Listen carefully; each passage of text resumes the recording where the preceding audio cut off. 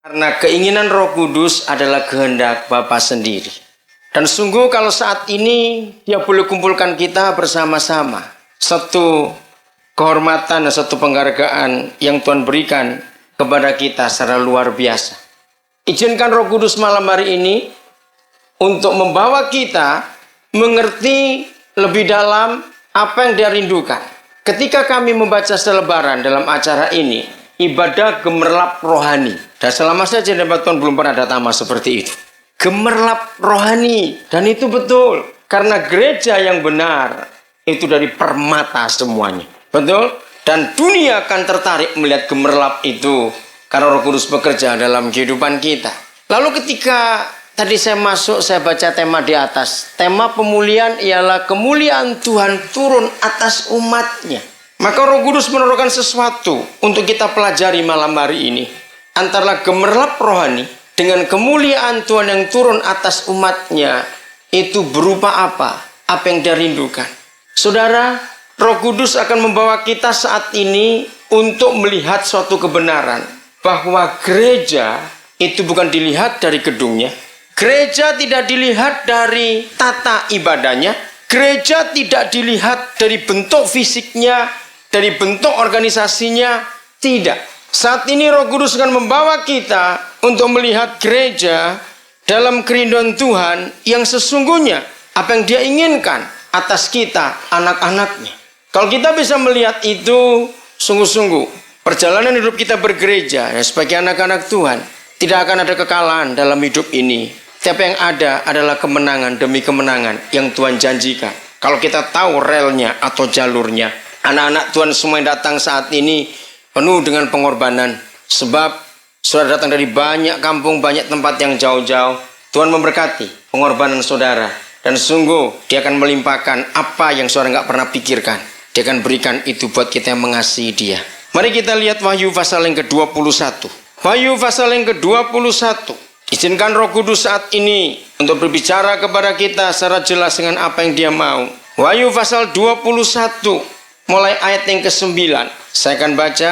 Dan kiranya dengan ini anak-anak Tuhan semuanya akan hidup dengan satu pengertian yang benar tentang gereja yang Dia rindukan itu. Judulnya Yerusalem yang baru. Maka datanglah seorang dari ketujuh malaikat yang memegang ketujuh cawan.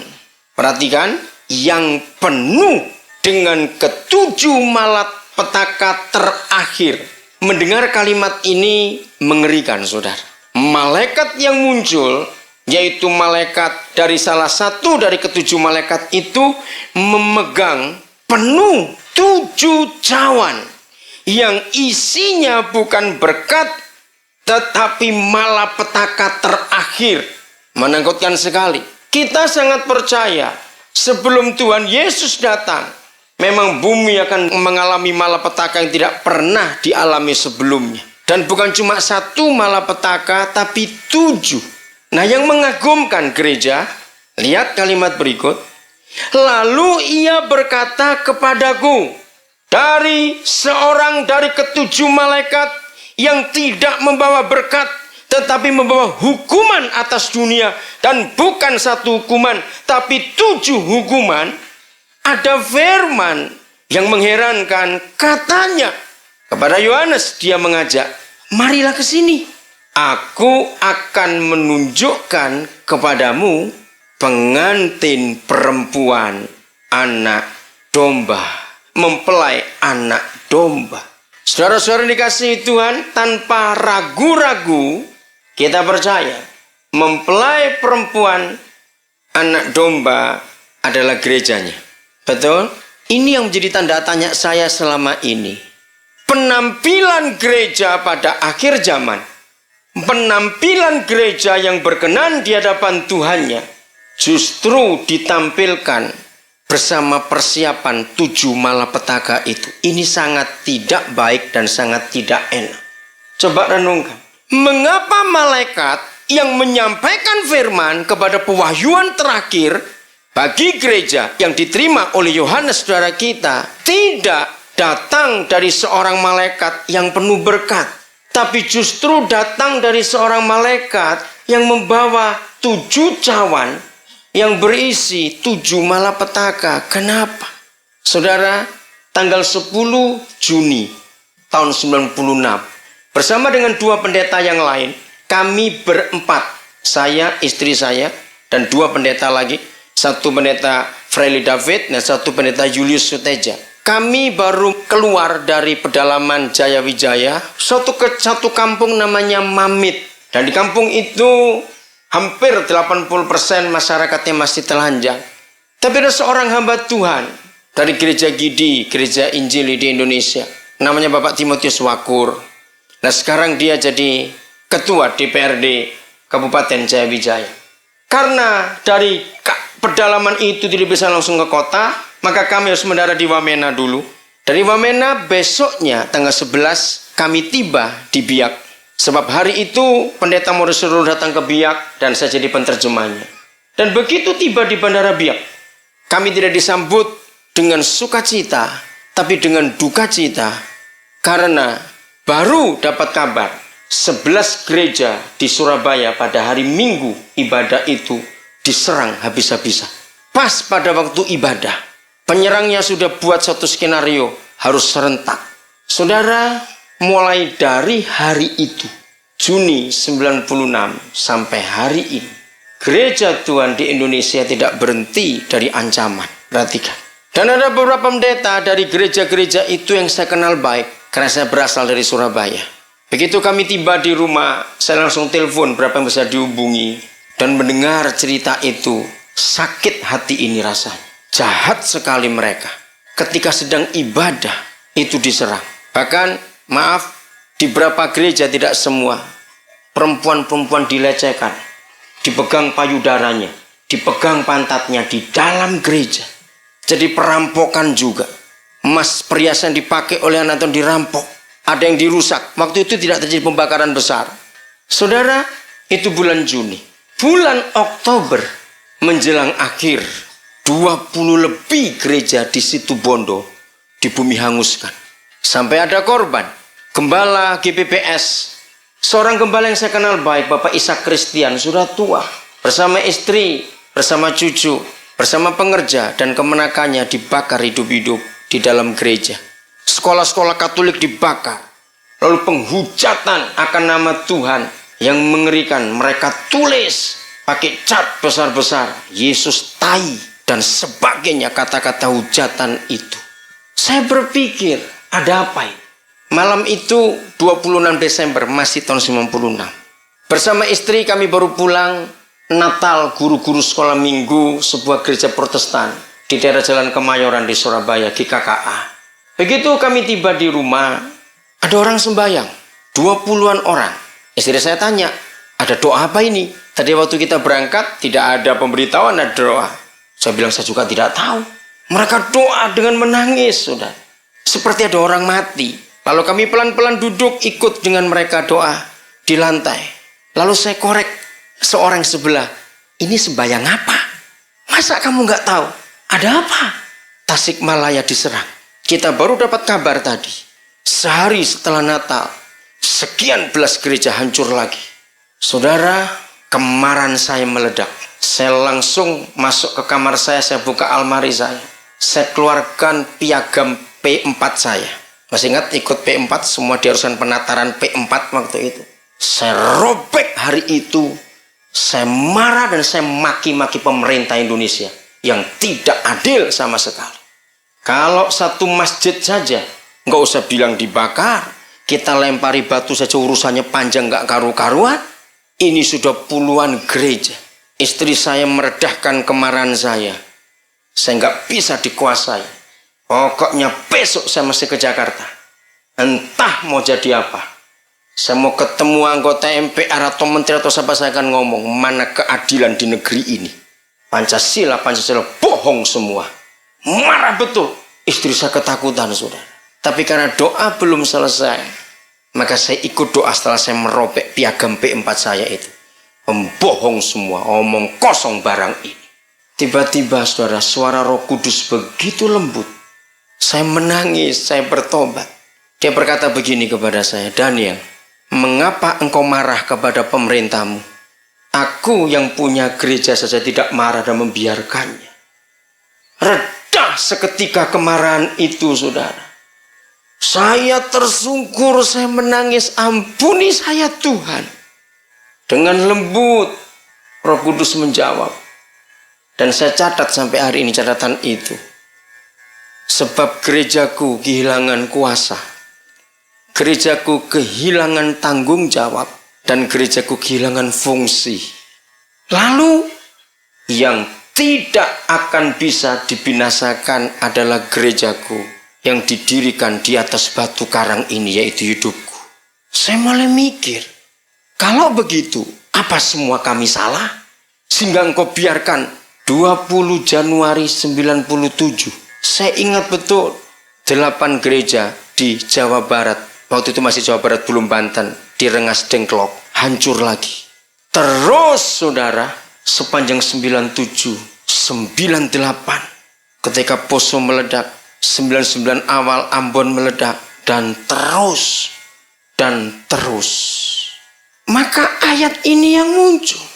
Sudah ada nubuatan bahwa gereja pada akhir zaman ditampilkan bersama dengan malapetaka itu.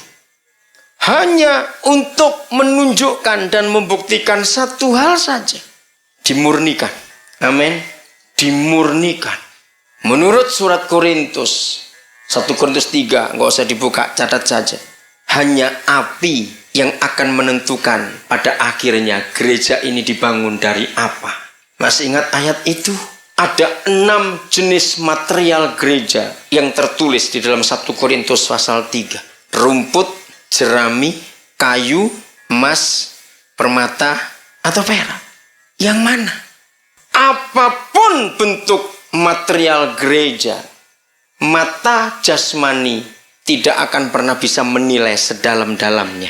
Sebab itu saya katakan dalam pendahuluan tadi, saudara-saudara, gereja tidak dilihat dari bentuk bangunannya.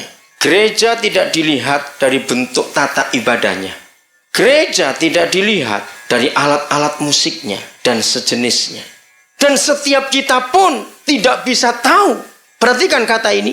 Setiap kita pun saat ini, seaktif, sesibuk, sesemangat apa pelayanan kita, kita sendiri nggak akan pernah tahu dari bahan apa yang saya pakai. Kecuali api itu yang akan memberitahukan kepada kita nanti. Itu sebabnya ayat 9 ini jelas. Gereja harus tampil dengan ke-7 malapetaka. Kita tahu bukan jumlahnya 7, tetapi angka 7 itu kita kenal angka sempurna. Jadi gereja harus tampil bersama kesempurnaan kesulitan dan malapetaka itu. Wah, ini ngeri sekali. Maka itu sebagai hamba-hamba Tuhan dan anak-anak Tuhan, perhatikan ini. Jangan ada satupun yang kita banggakan dalam pelayanan kita, kecuali hari itu yang akan menentukan kita boleh bangga atau tidak. Sekarang belum. Sehebat apa pelayanan kita, gereja, jangan bangga dulu. Karena waktu itu akan datang. Api itu akan dikirim untuk menguji. Kita sangat percaya. Tuhan Yesus berkata, sehelai rambut, sehelai, masih ingat firman itu? Gugur ke bumi. Dia tahu berapa nilainya sehelai rambut. Apalagi perkara-perkara besar. Gereja-gereja dibakar, hamba-hamba Tuhan dibunuh jadi martir, anak-anak Tuhan jadi martir. Masa dia tidak tahu? Pasti dia tahu. Sebab itu, arah, target, sasaran di dalam pelayanan kita, jangan yang lain-lain dulu. Kita usahakan sungguh-sungguh apa yang dia inginkan dalam kehidupan ini. Jangan melihat dengan mata kita, melihat ke sana, melihat ke situ, melihat lagi. Oh, aku ingin seperti yang di sana, aku ingin seperti yang di situ. Jangan dulu. Masing-masing kita harus memandang kepada Yesus. Sebab daripadanya lah datang semua pengurapan dan panggilan pelayanan kita. Kalau kita memandang kepada yang lain, sekalipun itu gereja yang hebat, lalu timbul sesuatu dalam hati kita untuk menyamai, itu sudah salah di hadapan Tuhan. Sebab Tuhan Yesus sebagai kepala gereja dan kepala tubuhnya, Dia menetapkan tiap-tiap kita punya karunia berbeda-beda yang tidak pernah sama dengan yang lain. Karena kalau mata kita melihat yang lain, kita bisa terpengaruh, saudara. Lalu kita bisa berkata, Tuhan, kenapa Engkau buat aku seperti ini? Kenapa Engkau nggak buat aku seperti dia? Disitulah berbahaya sekali dalam kehidupan kita. Maka itu kita tunggu, saudara, api itu harus datang, tidak bisa tidak. Untuk melihat gereja yang dimurnikan pada akhir zaman. Maka itu tidak salah kalau Paulus berkali-kali berkata, kemegahanku adalah penderitaanku. Kan aneh. Maka itu dia berkata kepada jemaat Korintus, tidak perlu aku minta surat pernyataan dari orang-orang yang sudah aku layani. Surat penghargaan bahwa betapa hebatnya pelayananku. Masih ingat dia berkata gitu kepada jemaat Korintus? Tidak perlu. Sebab yang dia megahkan cuma penderitaannya. Dan dia tahu itulah api yang akan memurnikan pelayanan kita. Nah, yang hebat begini, saudara-saudara. Di dalam malapetaka atau pengujian lewat api dan penderitaan pelayanan kita, ini yang dunia tidak pernah bisa mengerti. Bahwa kita tetap bisa bersuka cita. Dari mana itu hukumnya ada? Betul tidak? Aneh sekali. Tetap kita bisa bersuka cita. Tetap kita bisa menikmati untuk hidup. Ini dari mana ini? Dan dunia nggak akan pernah bisa mengerti akan kebenaran ini. Ayat 10. Setelah Yohanes dibawa untuk melihat pengantin perempuan, yaitu mempelai anak domba, lalu di dalam roh, ia membawa aku ke atas sebuah gunung yang besar lagi tinggi, dan ia menunjukkan kepadaku kota yang kudus itu, Yerusalem, turun dari surga, dari Tuhan. Saya berhenti dulu. Hamba-hamba Tuhan dan kita semua gereja Tuhan. Pada akhir zaman tidak ada cara lain untuk kita bisa hidup menang kecuali hidup di dalam roh. Walaupun ini roh huruf kecil, di dalam rohnya Yohanes. Jadi tubuhnya tinggal di Pulau Patmos, rohnya yang dibawa. Kalau rohnya Yohanes yang dibawa, pasti yang bawa Roh Kudus. Betul? Sebab roh berurusan dengan roh. Roh Kudus tidak pernah urusan dengan jasmani kita. Beda. Hamba-hamba Tuhan, rekan-rekan sekerja Kristus, jangan hidup lebih kuat jasmani kita daripada roh kita. Jangan, kita nggak akan menang nanti. Mengapa? Jawabannya gampang atas pertanyaan ini. Sebab menjelang kedatangan Tuhan Yesus, yang bekerja itu roh jahat di dunia. Betul? 2 Tesalonika 3 jelas menubuatkan. Datang si pendurhaka itu. Dan sekarang sudah terjadi. Lihat pemberontakan anak-anak muda sekarang ini. Kejahatan luar biasa. Nah, karena yang bekerja hebat di dunia ini sekarang roh-roh jahat itu. Maka itu hati-hati yang punya parabola di rumah. Sekarang ini hampir nggak ada film yang nggak berbau setan. Yang dipuji-puji. Lihat saja. Saya sampai heran. Apa orang-orang itu nggak punya ide cerita yang lain? Tapi ini memang masanya setan dibangkitkan. Bahkan film-film luar negeri pun ceritanya soal setan-setan. Saya sampai heran. Maka itu berbahagialah nggak punya parabola di rumah. Katakan amin. Berbahagialah. Saudara, ini suatu fakta. Karena roh setan yang dibangkitkan besar-besaran, maka gereja harus hidup di dalam roh juga. Nah, itu sebabnya segala bentuk tuntutan jasmani. Perhatikan, segala bentuk tuntutan jasmani, maka kita sebagai anak-anak Tuhan harus bisa memeriksa baik-baik. Karena kalau sampai kita tidak memeriksa baik-baik tuntutan jasmani dalam kehidupan kita, maka roh itu akan memaksa kita untuk memenuhi dan menuruti semua tuntutan jasmani itu. Wah, celaka kita. Hanya hal-hal tertentu di dalam tuntutan jasmani itu yang kita boleh penuhi. Kalau itu berurusan untuk Tuhan dan pekerjaannya. Karena Tuhan masih membutuhkan jasmani kita juga dalam pelayanan ini. Tapi kalau kita tahu ada tuntutan jasmani yang akan membawa kita masuk di dalam dosa, cepat hentikan tuntutan itu, walaupun jasmani kita begitu kuat untuk memaksanya memenuhinya. Katakan jangan. Jadi tanpa hidup dalam roh, gereja pada akhir zaman tidak akan masuk dalam kemuliaan yang Tuhan janjikan. Mustahil itu terjadi. Sebab alam roh itu tidak bisa dilawan dengan organisasi. Catat baik-baik. Masalahnya iblis nggak bisa baca surat, sederhana saja. Sehebat apa surat dari sinode atau dari majelis pusat, iblis nggak bisa baca. Jadi iblis nggak butuh itu. Tempelkan SK atau surat penting dari mana-mana. Iblis cuma geleng-geleng apa ini. Jadi alam roh tidak bisa dilawan dengan organisasi. Gitu, perhatikan ini baik-baik. Sehingga kita pun harus pintar-pintar. Anak-anak Tuhan, pintar-pintar apa? Mana tuntutan organisasi yang memang akan memuliakan Tuhan dan mana yang tidak. Kita harus tahu. Kalau saudara pernah baca novel yang hebat, Iblis di sekitar, kuasa kegelapan di sekitar kita, dari Frank Peretti, tolong cari buku itu buku perang rohani yang saya nggak pernah membaca buku yang sehebat itu. Cukup tebal saudara, hampir 500 halaman, tapi itu novel. Saya belum pernah baca buku setebal itu, saudara. 6 hari habis, sampai istri saya heran. Makan saya baca, perak saya baca, maaf, di kamar saya baca. Istrinya, kamu, saya bilang nggak bisa putus buku ini.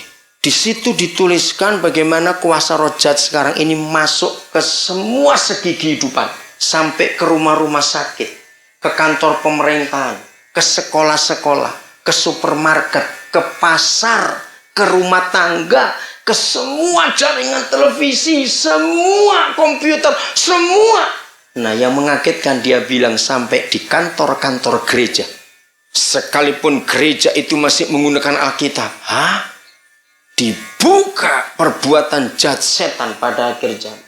Setelah saya baca buku itu, saya makin setuju. Saya sudah lama dapat pewahyuan. Ternyata setan itu sudah nggak ada lagi di kuburan sekarang ini, saudara. Mereka sudah pindah rame-rame ke dalam gereja. Buktinya, di dalam gereja ada orang iri hati. Di dalam gereja ada rebutan masalah uang. Di dalam gereja ada sikut-sikutan karena kedudukan. Di dalam gereja ada kecemburuan, ada main politik yang jahat. Nah, itu semua nggak ada di kuburan. Lu betul tidak? Di kuburan tidak ada orang bertengkar masalah uang. Tapi itu di gereja ada. Jadi betul setan sudah pindah ke gereja semua sekarang ini. Maka itu kita harus hati-hati dengan organisasi sekarang. Sebab iblis sudah menunggangi. Berapa banyak keputusan gereja pusat tidak sesuai lagi dengan firman Tuhan. Perhatikan baik-baik. Maka itu kita harus hati-hati dengan semua keputusan sinode atau organisasi pusat. Mengerikan. Kalau pemerintah Indonesia mengalami kehancuran, ternyata roh itu ada dalam gereja juga. Ini saya bicara sebelum otonomi. Berapa banyak kebijakan-kebijakan pemerintah pusat tidak pernah memikirkan nasib daerah. Tidak pernah. Saudara, tanya Pak Simon, orang Timur. Ada suatu pulau di atas timur-timur, namanya Pulau Kisar. Saudara, Pulau Kisar itu jauh lebih dekat ke Kupang. Tapi gobloknya pemerintah kita di pusat. Di dalam peta politik, pulau itu dimasukkan ke wilayah Maluku. Jadi orang-orang kalau urusan jauh sekali mesti ke Ambon sana. Itu salah satu contoh. Nah, rupanya gereja ikut-ikutan rohnya pemerintah masuk. Yang dari pusat seenaknya saja memutuskan untuk daerah yang mereka nggak pernah tahu keadaan daerah itu sesungguhnya. Terjadilah kekacauan dan penghambatan dari pekerjaan Roh Kudus. Dan di sini kita mesti hati-hati. Kalau tidak hidup dalam roh, cuma satu pilihannya di antara dua. Kalau tidak roh, ya daging. Sudah itu saja. Tidak ada yang ketiga, betul? Kalau enggak roh, ya daging. Itu saja. Jadi kalau kita nggak hidup dalam roh, kita pasti hidup dalam daging. Suami-suami perhatikan ini. Apa keputusan-keputusan untuk keluarga kita? Para suami harus memutuskan di dalam Roh Kudus. Bukan di dalam pendapat teman-teman. Bukan di dalam pendapat tetangga atau yang lain. Tidak. Harus dalam kuasa Roh Kudus. Sehingga keluarga kita akan terjamin dengan baik dalam keputusan itu. Karena di dalam roh, maka Yohanes bisa dibawa ke gunung yang besar dan tinggi. Saudara, mengapa gereja tidak punya visi? Karena pemimpinnya maunya dibawa terus. Perkara-perkara duniawi yang diurus. Tapi kalau gereja naik ke gunung yang besar lagi tinggi, di tempat yang tinggi, pandangan jauh dan luas. Mengerti? Begitu banyak pemimpin gereja pandangannya sempit. Sebab mereka di bumi terus. Maka itu Alkitab jelas mengatakan Kristen ayam atau Kristen Raja Wali. Cuma itu saja. Betul? Alkitab mengatakan begitu. Kalau Kristen ayam cuma garuk-garuk tanah saja. Nggak ada kerjaan lain.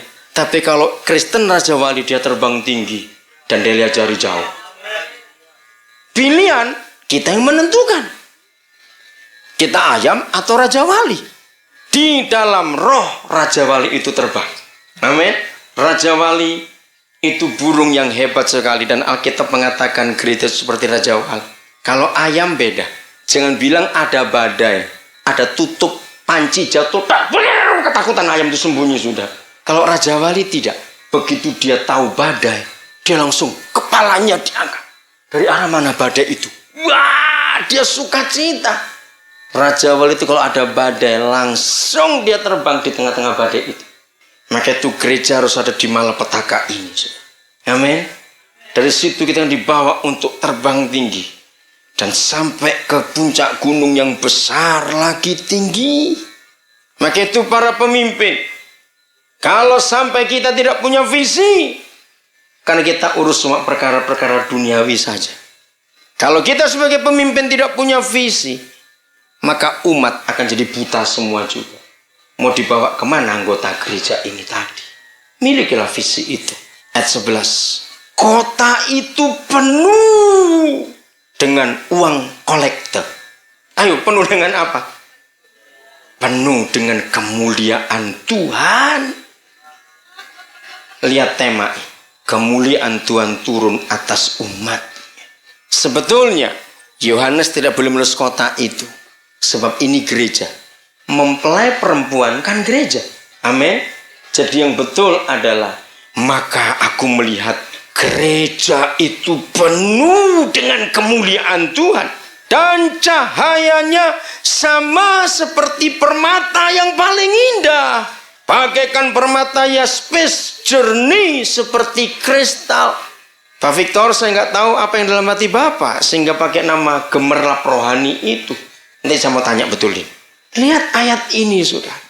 Kalau gereja sudah jadi gereja yang benar, kalau gereja sudah siap dimurnikan dengan api, maka gereja itu akan muncul dengan kemuliaan yang luar biasa.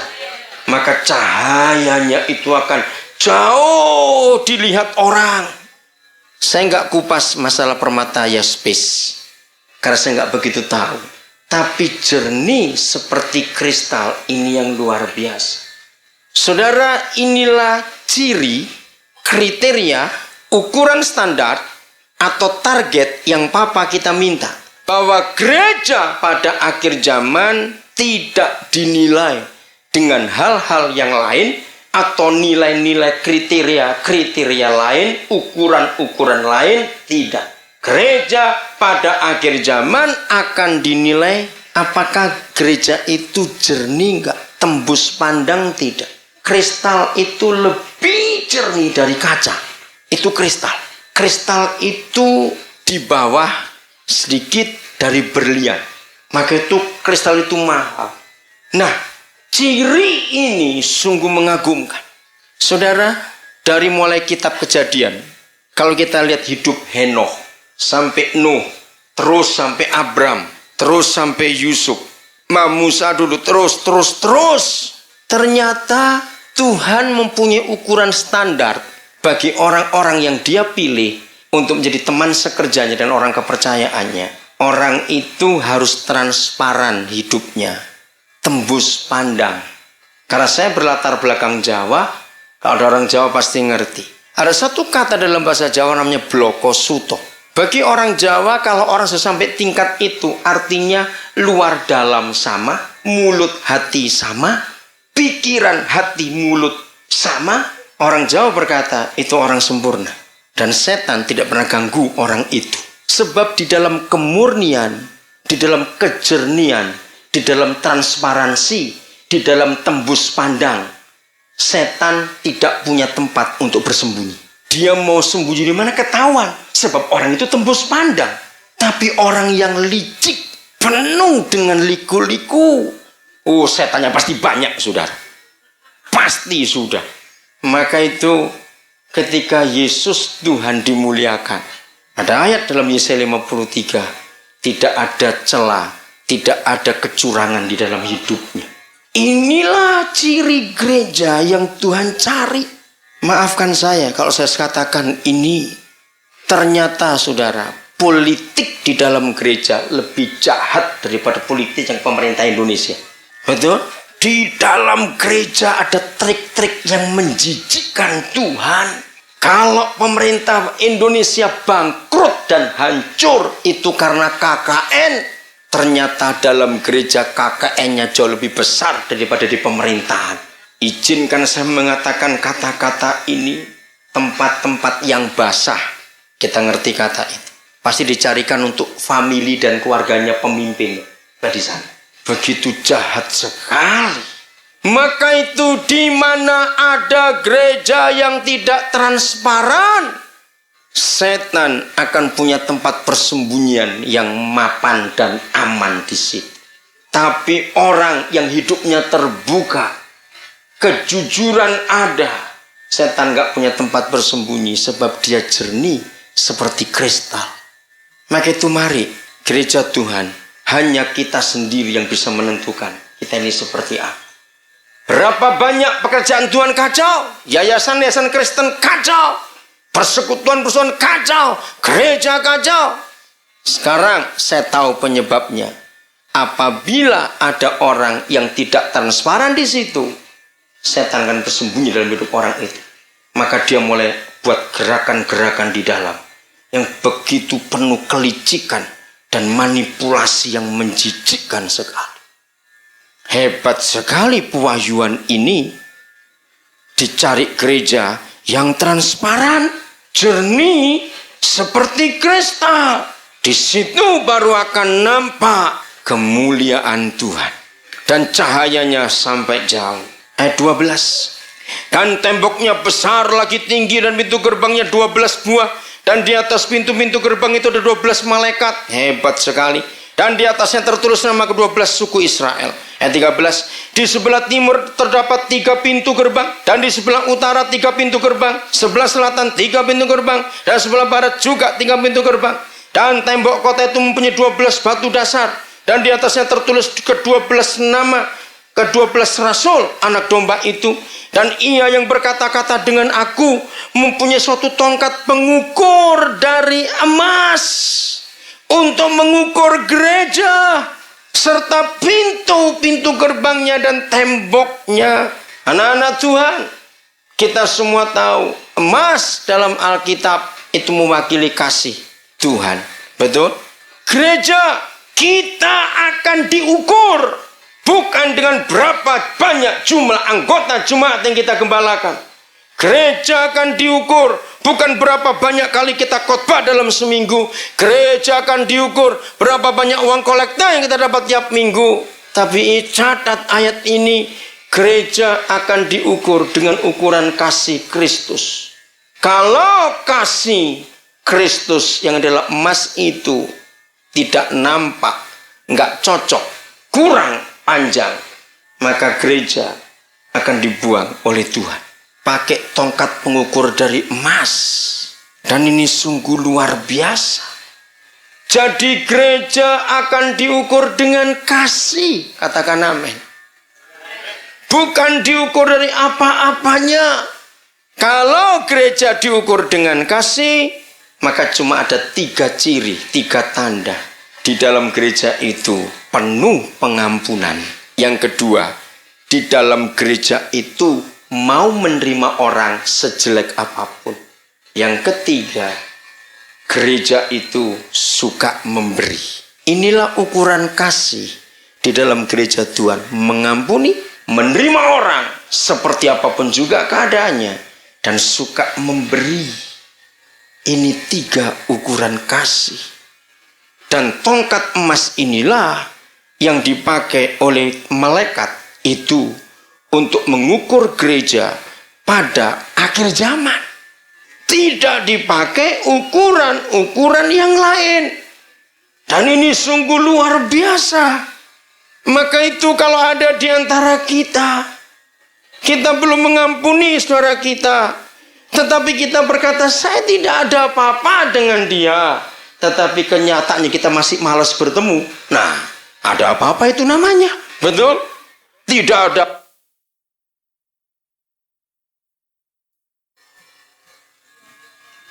Tidak ada apa-apa, kenapa kita takut bertemu?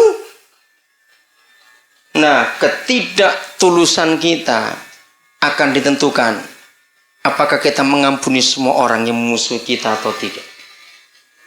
Maka itu ketika Maluku diserang habis, gereja dimurnikan. Sungguh saudara, secara manusia, siapa bisa mengampuni orang-orang seperti itu?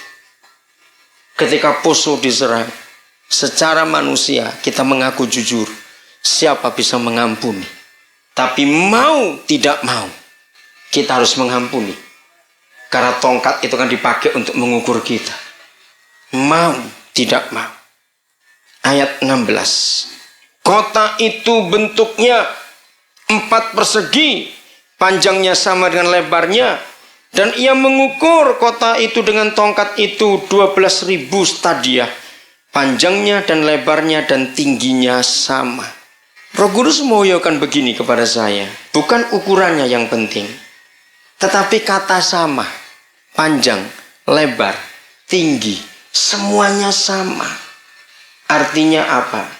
Tidak ada pilih kasih. Berapa banyak terjadi dalam mulut kita berkata kasih, tapi kenyataan dalam hidup ada pilih kasih dalam hidup kita. Gereja harus punya ukuran yang sama, tinggi, panjang, lebarnya. Sama dengan siapa? Sama dengan Kristus. Itu yang dimaksud. Jadi kita nggak usah lari jauh-jauh kemana. Kristus adalah ukuran kita. Amin. Bukan yang lain. Ayat 17. Lalu ia mengukur temboknya 140 hasta. Menurut ukuran manusia yang adalah ukuran juga ukuran malaikat. Tembok itu terbuat dari permata yaspis dan kota itu sendiri dari emas tulen bagaikan kaca murni. Ditambahi lagi ukuran kriteria persyaratan gereja emas tulen, emas tua, emas murni yang gak ada campurannya sama sekali. Saudara, hanya ada satu cara untuk mendapatkan emas murni, bakar dengan api. Betul? Tidak ada bahan kimia lain di dunia yang bisa menghasilkan emas tulen kecuali api. Ini yang luar biasa. Dan gereja akan dimurnikan seperti ini. Kaca murni itu bahasa Melayu untuk kristal. Diulangi lagi. Kejernihan, ketransparansian gereja, ketulusan gereja. Tidak ada politik sedikit pun. Diucapkan lagi oleh malaikat itu kepada Yohanes. Dan dasar-dasar, ayat 19, tembok gereja. Yang pertama batu yaspis. Saya tidak bacakan semua karena waktu. Hebat sekali. Ada 12 macam batu. Saya pernah baca buku, saudara, tentang arti dan kehebatan masing-masing batu dari 12 dasar gereja Yerusalem baru ini. Luar biasa. Ayat 21. Dan ke-12 pintu gerbang itu adalah 12 mutiara. Setiap pintu gerbang terdiri dari 1 mutiara. Dan jalan-jalan gereja itu dari emas murni bagaikan kaca bening. Yohanes kehabisan kata-kata untuk menerangkan kata kristal. Dia yang kedua pakai kaca murni, sekarang ketiga dia pakai kaca bening. Sebab dia terheran-heran, emasnya tembus pandang, mengagumkan sekali. Mari anak-anak Tuhan, bertahun-tahun saya salah khotbah tentang ayat 21 ini. Saya pikir, karena saya juga dengar begitu dulu, setiap gerbang itu terdiri dari tatahan mutiara. Pintunya dari mutiara. Ketika kerusuhan terjadi, Roh Kudus tunjukkan, bukan Daniel. Lalu, saya baru sadar. Satu pintu gerbang itu satu mutiara, sudah. Terus saya berkata kepada Papa, kalau mutiara sebesar pintu gerbang, kerangnya sebesar apa? Boleh toh tanya begitu? Saya lihat Papa senyum di surga sana. Bayangkan. Mari kita lihat fakta ini. Bagi yang belum pernah tahu, saya akan beritahukan kepada saudara. Ketika saya cukup lama di daerah Maluku, sampai di daerah Tual juga Maluku Tenggara, di situ saya baru mengerti, ternyata mutiara itu yang begitu mahal, itu dihasilkan karena kerang menderita. Kalau tidak ada kerang yang mau menderita, maka kerang-kerang itu tidak akan menghasilkan mutiara. Begini prosesnya, sederhana. Dulu waktu saya masih kecil, saya anggap mutiara itu telurnya kerang. Jangan tertawa dulu, awas. Karena saya tidak mengerti. Ternyata bukan telur kerang mutiara itu. Secara sederhana, kerang itu bisa menghasilkan mutiara karena dia kelilipan. Tahu kelilipan? Waktu dia buka rumahnya untuk cari makan, ternyata ada butiran pasir yang ikut masuk. Nah, kerang itu nggak punya tangan seperti kita, sehingga kalau kita kelilipan kita bisa begini-begini kelopak mata kita, atau pakai air sehingga jatuh kotoran itu. Tapi kerang ini nggak punya tangan. Butiran pasir yang masuk ke tubuhnya itu mengganggu dia. Nggak enak buat dia, bagaimana cara mengeluarkan. Maka ada satu-satunya jalan, dia gosok dengan badannya di dalam itu. Ini nggak minggir-minggir ini barang. Lalu butiran itu mengerosi kulit kerang bagian dalam. Itu sebabnya jarang sekali orang menemukan mutiara bulat utuh. Sebab nggak mungkin bisa utuh. Makin dia gosok, saudara, makin besar mutiara ini. Bisa bayangkan penderitaannya. Saudara jangan bilang kelilipan batu, mati kita. Betul enggak? Butir debu masuk saja ke mata, aduh sakit. Maka tahun 63, Jepang adalah negara pertama di dunia yang menciptakan teknologi petani kerang. Karena Jepang sadar, kalau nunggu kerang kelilipan, kapan dapatnya mutiara? Kerangnya juga pintar masalahnya. Maka mereka ambil kerang-kerang mutiara, ditaruh di keramba, lalu mereka suntik, disakiti kerang itu. Dimasukkan sesuatu dalam tubuh kerang supaya mereka memproduksi mutiara itu. Luar biasa.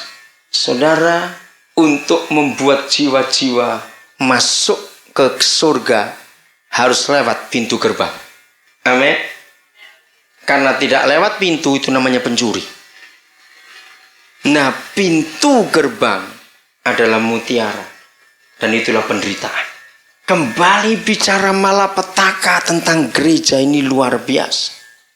Maka itu Mazmur 126 yang menabur dengan berlinang-linang dan cucuran air mata, dia akan menuai dengan sukacita. Maka itu saya nggak bisa terima kalau ada gereja nggak pernah nabur tapi nuai, itu rampok namanya. Betul? Di organisasi saya sendiri ada gereja seperti itu. Dan saya tidak pernah ngaku itu sebagai gereja. Buka satu tempat, tidak pakai doa, nggak pakai pergumulan, ambili gereja, anggota gereja orang, diakui sebagai gerejanya. Itu bajingan betul-betul, saya bilang. Dan itu hamba-hamba Tuhan tidak terhormat karena menyalahi peraturan ini. Jadi satu pintu gerbang itu satu mutiara. Luar biasa. Maka itu gereja. Dan dari penderitaan itu, jalan-jalan gereja itu dari emas murni, kaca bening, transparan. Berapa banyak gereja penipu luar biasa. Datang ke satu kota pendetanya, ngajak gereja lain, ayo kita buat KKR. Minggu depan dia buka sendiri gerejanya. Kurang ajar betul. Lalu bayar pemain musik yang lebih mahal dari gereja yang lain. Jahat. Buka rumah makan aja lebih baik daripada buka gereja model seperti itu. Ngerti kira-kira ini? Itu enggak transparan sama sekali. Ayat 22. Dan aku, Yohanes, bingung. Tidak melihat bait suci di dalamnya. Maafkan Yohanes. Pola pikirnya masih gedung. Maka itu ketika dia lihat mana bait sucinya. Bagi orang Yahudi. Maka itu mereka ngotot sampai hari ini saudara. Bagi orang Yahudi. Sejak kota itu didirikan Daud 3000 sekian tahun yang lalu. Sorry 3000 tahun kota Yerusalem itu umurnya. Maka kota Yerusalem itu tidak boleh lepas dengan bait suci. Maka itu sejak puluhan tahun yang lalu, ratusan tahun yang lalu, ketika orang Yahudi sudah pulang kembali ke rumahnya ke tanahnya tahun 48, maka ambisi mereka cuma satu. Yerusalem tanpa bait suci itu nggak lengkap. Itu pola pikir orang Yahudi. Maka itu ketika Yohanes lihat, ini kan Yerusalem, tapi nggak ada bait sucinya, bagaimana ini? Sebab Yahweh, Tuhan yang Maha Kuasa adalah bait sucinya. Demikian juga anak domba itu.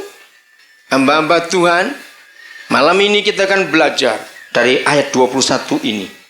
Apa itu penggembalaan? Sehingga bait suci yang secara fisik atau secara gedung itu jangan dikerjakan dulu. Ada banyak hamba-hamba Tuhan yang tertekan dalam hidup pelayanannya.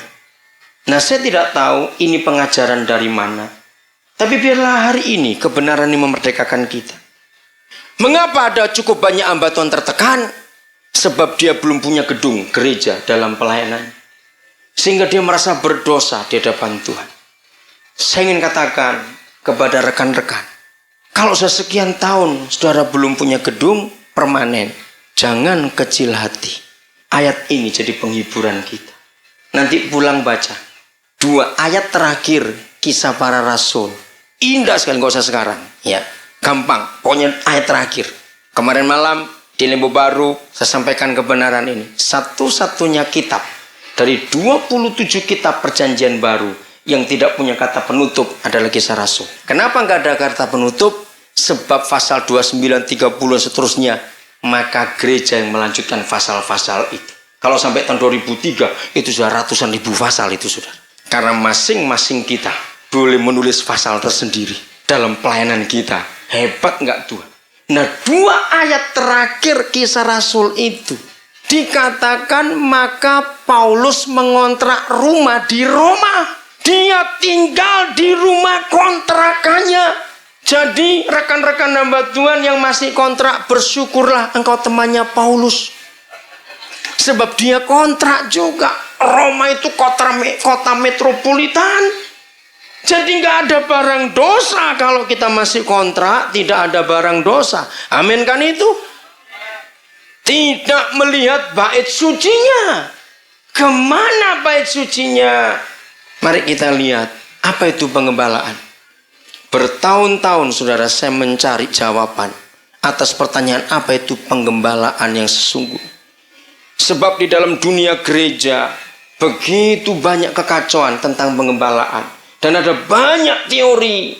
Tapi mari hari ini kita melihat apa yang Alkitab katakan. Galatia 4 ayat 19. Saudara beri tanda Wahyu 21. Karena nanti kita akan kembali ke situ bagian terakhirnya. Kita lihat Galatia 4. Apa itu penggembalaan? Maka itu anak-anak Tuhan. Orang-orang Kristen perhatikan ini. Supaya kita menang atas apa yang Tuhan inginkan. Apa itu penggembalaan? Galatia 4 ayat yang ke-19. Saya akan baca. Hai anak-anakku, karena engkamu aku menderita sakit bersalin lagi. Nah, garis bawahnya kata lagi. Karena ini kuncinya. Sampai rupa Kristus menjadi nyata di dalam kamu. Anak-anak Tuhan, anggota gereja, simpan ayat ini. Saya akan uraikan dalam pimpinan Roh Kudus. Begitu saya lega ketika dapat jawaban ayat ini. Karena saya pernah 13 tahun jadi gembala, saudara. Begitu banyak mengalami kesulitan. Tapi setelah ayat ini muncul, saya tidak kesulitan lagi. Begini para gembala dan begini anak-anak Tuhan. Di mana-mana kalau kita dengar ada orang melahirkan, pasti ada dua pertanyaan klasik. Pertama, laki atau perempuan? Betul? Nggak ada orang melahirkan terus kita tanya bawa emas atau tidak. Wah, itu mata duitan betul itu orang. Laki atau perempuan itu pasti nomor satu. Lalu pertanyaan kedua, pasti seperti siapa? Betul? Itu pertanyaan umum. Ternyata itu hati Paulus sebagai gembala yang hebat. Selama dia mengembalakan jemaat, saudara, maka bagi Paulus masing-masing pribadi yang digembalakan itu seperti dia sedang mengandung orang-orang itu. 9 bulan 10 hari dia rawat, dia doakan, dia nasihati, dia khotbahi, dia marahi dan macam-macam. Akhirnya tiba waktunya sakit bersalin, begitu susah mengembalakan itu. Begitu tiba waktunya sakit bersalin, lahirlah anak itu. Sebab dia adalah mempelai Kristus, maka bapaknya anak ini pasti Kristus. Begitu dia lihat, aduh belum mirip Kristus, masukkan lagi ke rahimnya. Dia kandung lagi, dia rawat lagi, dia nasihati lagi, dia didik lagi. 9 bulan 10 hari yang kedua sakit bersalin lagi. Itu kata kunci. Saya pikir ini terjemahan salah. Saya lihat di beberapa terjemahan dalam Alkitab, ternyata semua bahasa yang saya ngerti ada kata lagi. Kalau begitu ini kunci. Yang kedua kali masih orang yang sama, bukan orang yang lain. Setelah dia didik, dia doakan, dia sakit bersalin lagi, lahir, lihat belum mirip juga, masuk lagi. Terus begitu, saudara. Maka itu begini, rekan-rekan hamba Tuhan. Saya tidak percaya, sungguh, karena ayat ini. Kalau ada sebuah gereja, anggotanya ribuan, tapi gembala cuma satu, saya nggak percaya. Kapan ngurusnya? Betul nggak? Ini proses alam. Jangan melahirkan bayi ajaib, menakutkan nanti. Ngerti kata-kata ini? Ada gembala-gembala mau cepat-cepat mengandung 3 bulan jadi kucing itu. Maaf. Maaf, jangan marah. Ini nggak bisa. Ini proses alam. Katakan amin. Mengerti? Maka itu saudara, pada akhirnya nanti ketika 1 Petrus 4 ayat 17 digenapi, penghakiman akan dimulai dari mana? Masih ingat? Rumah Tuhan. Takut saya. Maka itu jangan punya ambisi jadi gembala yang ratusan ribuan anggotanya. Jangan. Hukumannya lebih berat nanti. Begini ukuran Tuhan. Kalau kita punya 100 yang Tuhan percayakan, rawat mereka. Bayangkan, kalau normal 100 kali 9 bulan 10 hari itu sudah berapa puluh tahun kita tunggu. Itu kalau sekali jadi. Kalau laginya ini, itu bandelnya luar biasa tuh jemaat itu, ampun sudah. Ingat pada hari terakhir penghakiman gereja, 1 Petrus 4 ayat 17, saya takut ayat ini. Maka Tuhan pemilik gereja akan berkata, aku nggak tanya berapa kolektormu seminggu. Aku nggak tanya berapa besar gedungmu. Aku tanya, berapa yang kupercayakan kepadamu? Kita jawab, 60 Tuhan. Aku akan periksa, berapa yang sudah mirip aku? Berapa yang serupa aku? Saudara, maka itu jangan pingin yang besar-besar. Yesus saja cuma punya 12. Itu pun kepleset 1. Coba bayangkan. Nah kita mau punya berapa? Sombong, betul. Maaf, betul kalau saya pakai ciri. Yang ngajar Tuhan Yesus cuma 12. Maka itu saya nggak bisa respect kepada hamba-hamba Tuhan yang gerejanya besar-besar. Tapi nggak pernah menggambarkan baik. Tanggung jawabnya hati-hati. Yesus cuma punya 12. 3,5 tahun dia gembalakan sendiri. Sebagai guru, sebagai gembala. Lihat di Alkitab. Tidak pernah ada ayat berkata begini. Maka hari ini Yesus sakit perut dan dia tidak mengajar di bagian yang lain. Gak ada ayatnya. Mengerti kata-kata ini? Untuk menunjukkan 3,5 tahun tanpa hari libur. Betul nggak? Sabat saja masih buka sekolahnya. Maka itu orang-orang Farisi marah luar biasa. Bayangkan. Saya sadar. Kalau yang ngajar Yesus masih seperti itu. Apalagi kalau saya ngajar jadi apa itu orang-orang saya juga tidak tahu. Ngerti kata-kata ini? Maka itu jangan sombong hamba-hamba Tuhan. Yesus saja bisa gagal. Apalagi kita. Mau punya berapa sekarang? Ukurannya serupa Kristus atau tidak. Ini yang menunjukkan. Penggembalaan tidak perlu gedung. Itu bisa di rumah. Bisa di matang sawah. Betul, bisa di pasar. Karena mengembalakan itu kita bawa dalam perut dan hidup kita setiap hari.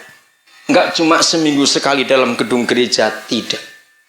Maka itu anak-anak Tuhan. Kalau selama ini saudara enggak pernah mengerti penggembalaan yang benar, pantas kalau banyak orang Kristen enggak serupa Kristus. Karena cuma ada satu di antara dua. Kalau enggak serupa Tuhan ya serupa hantu. Itu saja sudah enggak ada yang lain. Maka kalau sampai jemaat masih serupa hantu, yang salah pasti kita para gembala ini. Pikirkan. Jadi yang belum punya gedung jangan sibuk dengan gedung. Urus yang ada yang Tuhan percayakan itu. Kandung mereka. Rawat mereka setiap hari. Terus sampai waktunya kita sakit bersalin. Lahirlah mereka. Bagian terakhir. Kemuliaan itu bagaimana bentuknya. Karena cahayanya tadi luar biasa. Lama saya mencari dalam Alkitab. Apa itu kemuliaan Tuhan. Saya teruskan dulu. Ayat 20, tadi 22 bukan 21. Jangan 23. Wahyu 21 ayat 23. Dan kota itu tidak memerlukan matahari dan bulan untuk menyinarinya. Sebab kemuliaan Tuhan meneranginya. Dan anak domba itu adalah terangnya, lampunya. Akibatnya, bangsa-bangsa akan berjalan di dalam cahaya kemuliaannya, maksudnya, dan raja-raja di bumi membawa kekayaan mereka kepadanya. Dengarkan, gereja Tuhan, jangan sibuk dengan fasilitas demi nama Yesus. Jangan sibuk dengan fasilitas, tapi sibukkan kita mengurus umat yang Tuhan percayakan kepada kita. Kalau umat yang kita dipercayakan untuk mengembalakan mereka, kita urus baik-baik. Sampai mereka murni dan jadi mulia. Nanti raja-raja datang bawa kekayaan. Ini fasilitas. Di dunia ini masih banyak kores-kores, saudara. Ingat raja itu? Satu-satunya raja kafir dalam perjanjian lama. Yang dipakai Tuhan luar biasa untuk memberkati pembangunan bait suci Tuhan di Yerusalem. Jangan sibuk dengan fasilitas dulu. Termasuk kendaraan buat pelayanan kita. Termasuk apa saja. Sibukkan dengan ngurus orangnya dulu. Sebab orangnya itu jauh lebih penting bagi Tuhan daripada bendanya. Kalau kita ngurus orangnya, dengarkan baik-baik. Orang-orang yang kita urus, itu bapaknya cuma satu. Ngerti kata-kata saya? Kalau anak-anaknya kita urus, nanti bapaknya bertanggung jawab. Kepada yang ngurus, dia akan berikan fasilitas. Percayalah itu. Ini pengertian ayat 24. Maka itu di seluruh kisah Rasul saya kagum. Zaman dulu transportasi cuma ada 3. Satu kapal laut, itu agak mewah, cukup mewah. Kedua itu unta dengan kuda. Yang ketiga jalan kaki. Betul? Itu fasilitas transportasi untuk penginjilan. Tapi yang saya kagum, belum pernah ada catatan satu ayat pun di kisah Rasul. Maka Petrus mengadakan doa semalam dengan jemaat Antioquia untuk doa beli kuda. Enggak ada. Mengerti kata-kata ini saudara? 28 kisah para rasul pasal itu tidak ada satupun doa jemaat untuk minta fasilitas. Itu saya kagum.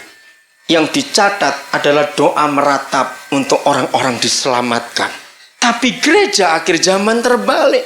Berapa banyak kita doa puasa untuk minta uang buat gedung, untuk minta uang buat musik, untuk minta uang buat mobil, untuk minta uang buat ini, terus doa seperti itu. Kalau jiwa-jiwa kita utamakan, bapaknya jiwa-jiwa itu bertanggung jawab untuk ngurus kita yang ngurus mereka. Kalau cahaya kemuliaan terbit atas gereja, bangsa-bangsa datang, raja-raja datang bawa kekayaan. Ini luar biasa. Ini gereja yang dimuliakan Tuhan pada akhir zaman. Ayat 25, dan pintu-pintu gerbangnya tidak akan ditutup pada siang hari, sebab malam tidak akan ada lagi di sana. Jadi nggak ada malamnya. Dan kekayaan diulangi lagi, dan hormat bangsa-bangsa akan dibawa kepada gereja. Tapi ini yang penting. Tetapi tidak akan masuk ke dalamnya sesuatu yang najis atau orang yang melakukan kekejian. Jangan dianggap enteng kalimat yang berikut. Dusta. Seringkali kita berkata, kecil kok cuma dusta. Tapi ini besar karena didaftarkan di sini. Kenapa? Sebab di dalam dusta itu ada kelicikan. Di dalam kelicikan itu menunjukkan kita tidak kristal, tidak transparan, kita tidak jujur, kita tidak fair. Luar biasa. Oke, yang najis kita ngerti, kekejian kita ngerti, tapi dusta ini jangan dianggap enteng. Saudara, berapa banyak dari mulut kita sebagai hamba Tuhan penyampai firman keluar kata jahat menjelekkan rekan yang lain karena kita iri hati. Sampai-sampai kita memberikan penekanan ini dapat dari sumber yang bisa dipercaya. Ada dusta pada hati kita, maka itu kita nggak jernih lagi dalam hidup ini yang didasari hanya perkara sepele karena kita iri hati. Lalu kita melaporkan yang tidak-tidak. Karena ketidakmurnian, semua jadi rusak. Menyedihkan keadaan gereja. Kalau gitu, apa itu kemuliaan? Ini penutupnya. Saudara masih ingat Roma 3:23 yang berbunyi, semua manusia telah jatuh di dalam dosa. Teruskan, lalu kehilangan kemuliaan Tuhan. Jadi, yang bisa mencabut kemuliaan, yang bisa membuang kemuliaan, yang bisa menghilangkan kemuliaan adalah dosa. Di mana ada dosa, pasti ada dusta. Kebetulan bahasa Indonesia enak dimengerti. Kalau nggak ada dosa, nggak mungkin orang berdusta. Betul tidak? Lihat dari anak-anak kecil sudah bisa dusta karena dia salah. Saya heran, kecil-kecil 3 tahun sudah bisa dusta karena dia salah. Ternyata kita pun sudah tua sama juga. Nggak cuma yang kecil. Begitu ada salah kita tutupi, kita pakai dusta. Ternyata bukan perzinahan, bukan pembunuhan yang bisa mengambil kemuliaan Tuhan dari hidup gerejanya. Dusta saja bisa membuang kemuliaan itu keluar. Sederhana sekali. Dari Roma 3 kita lari ke Kejadian 3. Nanti pulang cari ayat itu. Saudara, itu di situ ada ayat yang paling lucu. Minggu pagi di gereja di Tenompo saya sampaikan ini. Tuhan itu suka guyon. Betul? Contohnya pasal 3 kitab Kejadian. Ditulis, begitu mereka sadar dosa mereka lakukan karena mereka makan buah yang dilarang itu. Kan lucu sekali ayatnya berbunyi, maka taulah mereka kalau mereka telanjang. Ini ayat yang paling lucu se-Alkitab. Sebab dari tadi mereka sudah telanjang. Loh, ya atau tidak? Coba jawab ya atau tidak? Kalau begitu, kemuliaan itu berubah apa? Nggak usah ragu-ragu jawab. Pakaian. Kemuliaan itu berupa pakaian. Tahun 74 saya baca bukunya Merusurulu. Pertama kali dia datang ke Indonesia itu di Manado, di Stadion Kelabat. Luar biasa pendeta ini milih Manado. Ketika dia belum terkenal. Dalam cerita itu Stadion Kelabat panggungnya penuh rokok. Dengan otoritas Tuhan dia melepaskan orang-orang Minasa yang Kristen dari rokok. Penuh di atas stadion, di atas panggung stadion itu rokok. Lalu dia tinggalkan sebuah buku dalam bahasa Inggris dan diterjemahkan oleh penerbit Yakin dari Surabaya. Judulnya Pemberi Bukti. Buku itu saya nggak pernah cetak lagi. Buku tipis. Dan waktu saya baca buku itu, saya lihat sesuatu yang luar biasa. Kemuliaan itu pakaian. Maka itu ketika dosa masuk dalam dunia, yang ketahuan hilang pertama adalah kemuliaan itu. Jadi ini caranya mengerti firman. Hubungkan Roma 3:23 dengan Kejadian 3. Karena begitu dosa, hilang kemuliaan. Dan apa yang hilang? Ternyata pakaian. Dari tadi mereka 2 telanjang, mereka nggak pernah pakai pakaian. Kok bisa sadar mereka telanjang? Luar biasa. Dengarkan gereja. Pakaian hanya dipakai oleh tubuh. Betul? Pakaiannya dipakai oleh tubuh. Maka itu kalau tubuh Kristus tidak bersatu, kemuliaan nggak akan turun atas gerejanya. Dia tunggu semua gereja bersatu. Maka itu sampai hari ini setan masih seenaknya bekerja. Sebab mereka sadar sampai hari ini gereja belum pernah ganggu mereka. Maka itu mereka bisa bebas berkeliaran, membunuh, mencuri, memperkosa, merampok, buat narkoba, pornografi, dan sejenisnya. Karena gereja adalah satu-satunya kekuatan dan lembaga yang diakui surga dan dunia yang mampu mengalahkan iblis. Katakan amin. Tidak ada yang lain di dunia ini kecuali gereja Tuhan yang diberi mandat penuh untuk mengalahkan mereka. Tapi kita tidak mampu sebab kita belum bersatu. Pakaian gak akan dipakai kalau anggota tubuh masih tercecer di tempat-tempat lain. Begini ilustrasi yang saya mau berikan. Kalau suatu hari kita punya tetangga, orang gila, kita kenal dia. Tapi kita juga punya tetangga polisi. Suatu hari, entah bagaimana kejadiannya, si gila bisa curi, bisa ambil, pinjam pakaian tetangga yang polisi itu. Pakai lengkap dengan topinya, atribut pangkat, semua sepatunya. Lalu berdiri di pasar Betelemes itu. Prit! Mentikan mobil. Saya mau tanya, mobil berhenti nggak? Masa orang gila lo ini tetap berhenti? Betul. Prat-prit, orang tidak tahu. Sampai kita dekat. Nah, celaka si gila ini kenapa pakai pakaian polisi? Baru kita lapor polisi. Saudara, kiranya ilustrasi itu membuat kita sadar. Selama gereja tidak bertobat, pakaian kemuliaan tidak akan ada pada kita. Nanti ini cuma tinggal tema. Nggak turun-turun kemuliaan itu. Karena kita tidak bertobat. Buang dusta. Buang. Jadilah jujur.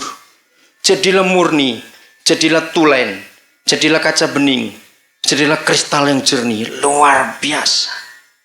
Kalau Tuhan kehendaki besok malam kita belajar soal keterbukaan. Karena masih urutan dengan kemuliaan. Masih urutan dengan ketulusan ini.